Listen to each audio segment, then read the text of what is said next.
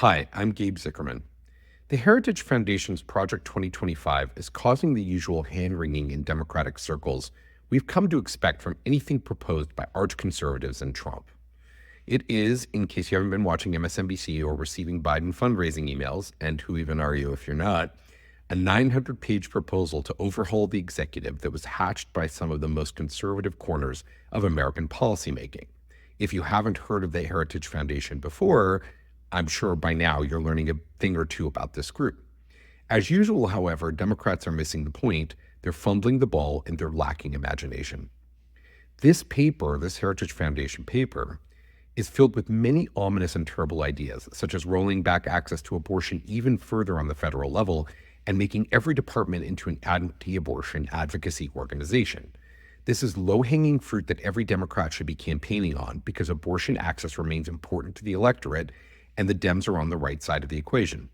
Instead of just focusing on easily understood bad ideas from the document, Bidenites seem intent on casting it as part of a further erosion of democratic norms and the rise of shadow government led by boogeymen like Ginny Thomas, Clarence Thomas's wife. Though it may be exactly that, and Ginny may be some kind of horrible behind-the-scenes, puppet master, such fear-mongering isn't resonating with the public at large and obscures the devastatingly out-of-touch nature of much of this document. It would be better just to choose one to two things, and I'd go with abortion and consumer protection if it were me, and hammer them over and over again. But instead, we're talking about democracy itself, and the Dems are trying to fundraise on that idea. Throughout the long weekend, though, friends of mine were greeting each other with happy final 4th of July and went to several parties where people said that. And setting aside two obvious realities, right? One is that most gay men think they're the cleverest thing since sliced bread and really want to be a devastating kind of Oscar Wilde character, who just says pithy things. And, also the fact that dictatorships love their spectacle even more than democracies. The sentiment is clear that people are trying to say, which is that they feel like democracy's over if Trump wins. And right now, in the narrative told by the media, Trump is likely to win. This is histrionic, and even hardcore liberals know it. Not to minimize the chances that the country slides further into dictatorship in light of recent Supreme Court rulings, which are not good, about the strength of the executive and Trump's stated plans. He's been very clear.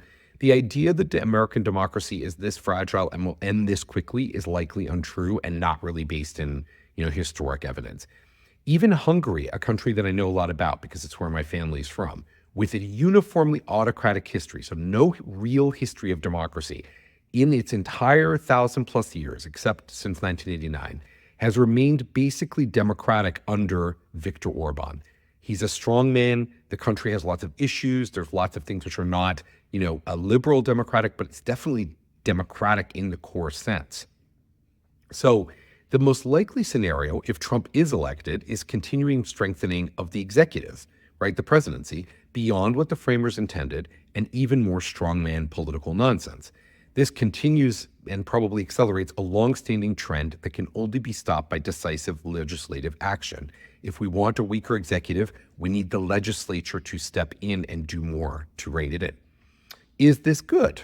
No, but it's also not the end of times. And playing that card isn't going to help get Democrats elected or to preserve the norms of our republic. This is both because the threat isn't real and because the electorate doesn't care that much. But one feeds the other. Overstating the risks, no matter how emphatically, doesn't help the cause. Yelling louder and louder and louder isn't going to help. And as we've learned from climate change, it can also make people less likely to take needed action if they find the speaker too strident and the risks model too overwhelming to understand. So if you say democracy is dead, democracy's on the ropes, it's the end of democracy, some percentage of people will say, that's bad. I like democracy. I want it to be there, but what can I do about it? And you won't get the desired result. Amping up the threat, amping up the fear doesn't always produce the result in people that you hope. And again, we're ignoring the messenger because the reaction among the center left and left wings of the country to this document also belies another key weakness. We haven't learned anything about listening to the right. Sure, there are parties filled with many deplorable people and ideas, and it can be hard to hear the truth when the chatter is so Taylor Green-eyed and Bobertian. But deep inside the conservative, mostly bad ideas machine, there are some actually important new thoughts that we need to listen to. Restructuring the Department of Homeland Security as proposed by the Heritage Foundation isn't the worst idea in the world. And, it's become a bloated agency whose core purpose was hastily cobbled together after 9/11. More nimble approaches to border security, counterterrorism, and legal immigration might be useful in light of new tech and new threats. And neither is questioning the entrenched bureaucracy as Project 2025 does, and whether or not it's flexible enough to adapt to a changing national landscape. No, we shouldn't close down the NOAA because it's sounding alarms about climate change. But could we reimagine the administrative state as a leaner, more flexible, and adaptable institution? Absolutely. And at a high level, the electorate still probably agrees that the federal government appears bloated, inefficient, and not innovative enough. So ignoring this belief or not working to counteract it if it's actually, something we think is untrue because we hate conservatives is self-defeating. That's not how you make change. But what happened to big ideas? The oddest thing to me is that Democrats appear to have suddenly become the party of institutions and continuity, while Republicans are the loud reformers.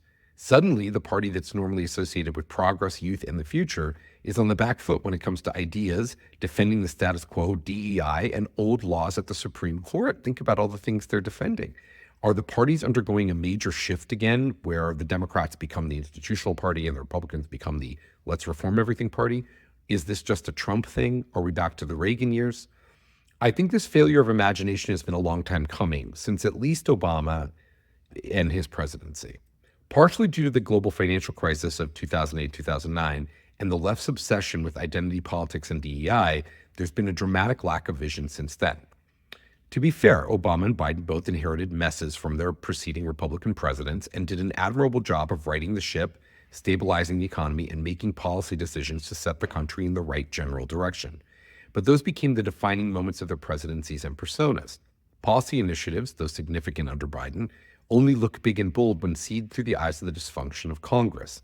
Many of those things have been legislation that's been passed all around the world over, decades ago, right? Carbon taxes and decarbonization, investments in green tech and green energy. These are not new anywhere in the world except for here. And at the same time, the party has taken wins in the success of identity politics, even though those aren't really wins for the people of the United States. Electing the first Black president or female vice president is an amazing achievement, but does not help the citizenry put food on the table, protect their kids, afford a home, or retire more securely. People can be high-minded, but they also need to have their basic needs met. It's, Maslow's hierarchy of needs. These are historic moments that inspire and commendable and amazing. And I was happy about both of them.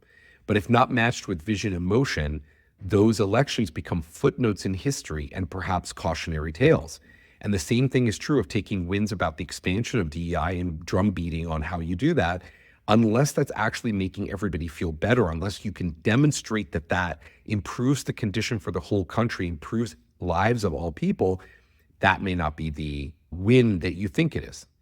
Democrats need to keep the bold ideas coming if they want to keep winning elections and keep the U.S. at the forefront of the global economy for generations to come.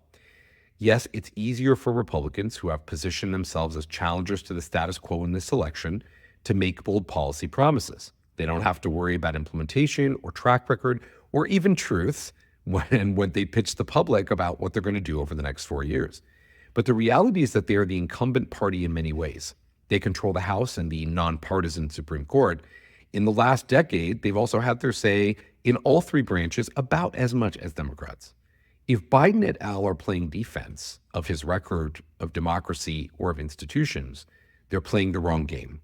The time for bold, big, important ideas that are rooted in tangible futures that we can all see, the time for that is now. And the time is already ticking. Thanks for watching and listening. You can subscribe to all my content by clicking the subscribe button.